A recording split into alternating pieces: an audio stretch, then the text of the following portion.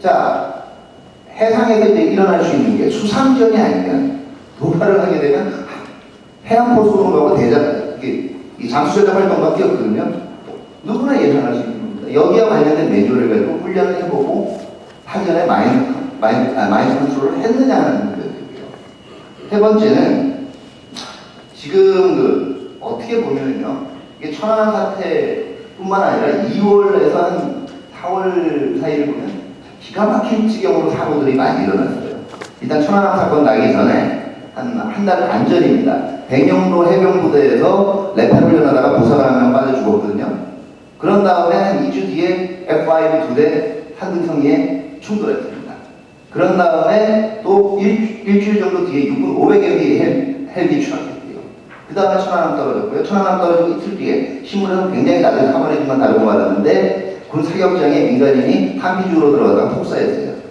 그런 다음에 천안함 침몰했고요. 그런 다음에 릭스헬기 2대 떨어졌고 거의 비슷한 시기에 육군 GOP에서 현재 이제 이 자살로 되어 있지만 총기 사건이 일어났거든요. 이게 이렇게 한꺼번에 사건이 8건 나기도 굉장히 힘듭니다. 중간에서. 이거를 흔히 군 기강의 문제로만 얘기하는 거예요. 우리가 한번 생각을 해봐야 되는 게 2009년에 북한이 LLL에서 군사적인 전면 대기 태세를 선언한 이후에요. 해군들 제가 알기로 거의 1년 이상을 계속적으로 심리적인 긴장 상태에서 살았습니다. 저도 1970년대, 60년대 학교를 다녔는데 그때 벽 뒤에 학교 교훈보다 더 높게 걸려있는 말이 생각납니다. 하면 된다. 근데 우리가 지금 선진 정예 강군을 이룬다고 성숙한 세계 국가를 한다라고 하는데도 아직 하면 된다예요. 하면 안 되는 것도 있습니다. 제도하고 장비하고 위에 있는 의식이 안 맞춰주는데 장병들 보고 24시간 긴장하고 있으라고 하면 긴장이 될 수가 없어요. 그러다가 긴장이 풀리면 사고가 납니다. 천안함도 북한 능력이 강력히 열과 의심되지만 장비뿐만 아니라 그만큼 알러트가 풀리기 시작했다는 얘기예요. 심적인 긴장이. 이제는 쉬게 해줘야 됩니다. 야단치는 것도 중요하지만 그거는 차라리 그 생각을 못한 전략적인 판단에서 좀 야단칠 수는 있겠지만 전술적인 분야를 쉬게 해줘야 돼요. 지금 다시 천안함 사태 알러트돼 있고 이 상태가 다가 9월 되면은 애들 어떻게 될 거예요? 또 사고 납니다. 이 알러트가 되게 하려면 적재적시에 긴장을 유지하고 있으려면 꼭 바쁜 사람만 바빠야 된다는 얘기예요. 작전에 투입된 병력 나머지 이외에는 일단 쉴 수 있는 여건을 제도적으로 만들어줘야 된다는 겁니다. 얼마만큼 지금 우리가 군에 대해서 릴렉스를 해줬는가도 판단을 해봐야 되고요. 그 다음에 이게 지금 현재 흔히 얘기하는 그 사후 교훈으로 잡는 게 안보라는 게 국방만 담당합니다. 안보는요 외교하고 국내 정치하고 그 다음에 국방이 총체적으로 결합된 형태예요. 한쪽이 물이 새고 있으면 다른 쪽이 안 새고 있다는 보장이 없습니다. 왜 국방만 전공하면은 국가 위기관리 체제 제대로 된다라고 생각하는 거죠? 지금 외교적으로 우리가 할 수 있는 안보 태세를 제대로 받쳐줄 수 있는 체제는 돼 있나? 그 다음에 국내 정치적인 재정 대국면은 돼 있나도 봐야 된다라는 얘기예요. 그리고 실제로 위기에 대응하는 데 있어서 흔히 이제 정보의 개통을 세우게 정보의 개통 좋습니다. 스킵되는 것도 좋죠. 근데요, 정보가 간결하게 처리된다는 거하고요, 개통을 뛰어넘는다는 거 문제하고는 분명히 틀린 문제예요. 흔히 이제 민간이나 일부에서 얘기하시는 게 그냥 정보 빨리 전달만 되면 되지. 뭐가 그렇게 개통을 따지냐?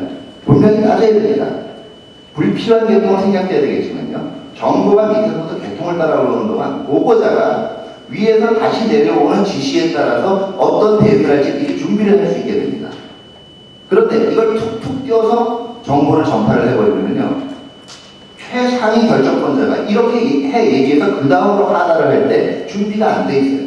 이건 오히려 제대로 대통으로 밟아가지고 전달한 정보 전달보다 훨씬 더 많은 문제점을 내게 됩니다. 자꾸 지금 직보 체제를 강화한다는데 이거 정확히 얘기하면 직보가 아니고요, 필요할 때 대통령과 나머지 주요한 안보 정책 결정들이 동시에 문제를 인식할 수 있게 만드는 체제가 대응에서 있었어야 된다는 거죠. 만약에 대통령께 보고되는 과정에서 가장 정확한 방법은 합참 의장 국방부장마다 나머지도 이 문제를 똑같이 보고받았는가 인식하고 있는가를 누군가는 점검을 했어야 됩니다. 이게 이제 대응 차원의 주입니다. 그 다음에 그 제도적인 장치 부분에서도 얘기하고 있는 게 지금 저희가 굉장히 신속하게 회의를 했거든요. 근데 지금 그 회의체가 주로 열렸던 게 긴급 외교안보 관련 장관회의라는 겁니다. 근데 한번 우리가 생각을 해보면 NSC 상임위원회가 없어졌다 해가지고 헌법상 NSC 자체가 없어진 건 아니거든요. 밤 9시에 접점 지역에서 이유는 잘 모르지만 우리의 해군 함정이 침몰했고 적어도 46명 이상이 구조되지 못했습니다. 그리고 야간이기 때문에 북한군의 동향이 어떻게 될지 알 수 없었고요. 이럴 때 토집돼야 되는 건 당연히 국가안보회의입니다. 그래야 국민들이 정부가 이 정도의 위기의식을 가지고 모든 가능성을 열고 검토했다는 것을 보게 되고요. 국민들이 정부의 초기 대응에 신뢰를 가지게 되면 유언비어가 그만큼 줄어들게 돼요. 이 문제에 대해서 우리가 얼마나 충실했는지. 또 흔히 유언비어가 여러 가지 터지는 게 언론의 책임만 따집니다만 꼭 그럴 수는 없는 게요. 정부의 브리핑이 수준이 틀려야 돼요. 가장 위에서 내리는 것이 이번 사태에 대해서 정무적 결단을 어떻게 한다에 관련된 정보라면 국방부가 해야 되는 건 정무적 결단을 받아서 구조 작전의 총 시간을 이렇다. 구조 원칙은 안전을 최우선으로 어디부터 이게 나가면 합참 차원에서는 실질적으로 각 입회 공군에 필요한 소유는 뭐고 해군의 주요 임무는 뭐냐까지만 규정해 주는 것이고요. 나머지 시스템 구조 작전 수색 작전에 대한 기술적인 문제는 해군이 관장을 해야 되는 거고요. 그 정보를 해군이 줘야 되는 겁니다. 우리 주권에 어떻게 했죠? 기자들이 어디 출입을 해도 나오는 정보는 똑같아요. 똑같은 소리들을 하니까. 더구나 시간이 지나면서 확보되는 정보가 늘어나니까 얘기가 틀려질 수밖에 없어요. 이걸 언론들이 보면 이게 뭔가 딴 소리들을 하는구나. 말이 바뀌는구나. 이렇게 되면 신뢰가 없어지는 거예요. 그 다음에 구조자 마법과 진상규명 과정에서 어느 차원에서 민간의 도움을 받을 건가, 어느 만큼 받을 건가, 이 로드맵이 존재한다고 봐야 되거든요. 그 다음에 유언비어. 이거 아무리 정보가 불확실한 상황에 나왔다 그래도 초반에 나오는 미국 어뢰설 이런 거는 정보통신법 지금 충분히 법적 기반이 있는데 이건 차단할 건 초반에 했어야 되는데 지금 이미 많이 퍼져버렸다는 거예요. 그 다음에 지금 흔히 나중에 북한 소유인 걸로 알려주면 그만 안 되겠다. 제가 5분 내에 정리하겠습니다. 얘기를 하는데 실제로 우리가 놓을 수 있는 수가 그렇지 많지 않거든요. 이런 기도는요, 먼저 해야 됩니다. 특히 외부 충격에 의해서 법원의 국가에서 침몰한 것 같다. 그러면 어쨌든 누군가가 북한 아니라고 하더라도 와서 때렸을 확률이 굉장히 크다는 건데요. 그 시절에 이미 서해안의 밀리터리 데몬스트레이션은 들어갔어야 됩니다. 들어간 상태에서 외교적인 기동을 하는 거예요. 우리 이렇게 화나 있지만 국제 관례나 전체적인 걸 생각을 해요.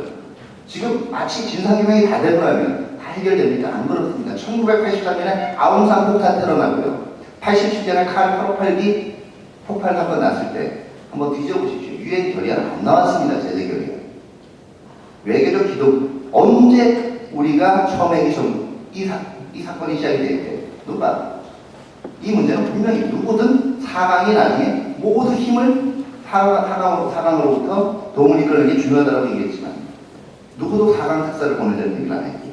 지금 결과적으로 김정일이 전격적으로 중국을 방문하면서 북한은 나름대로 그 틈새를 군사적 기동뿐만 아니라 틈새를 들어서 외교적 기동을 시작했어요. 우리가 이런 체제가 돼 있는가를 봐야 돼요.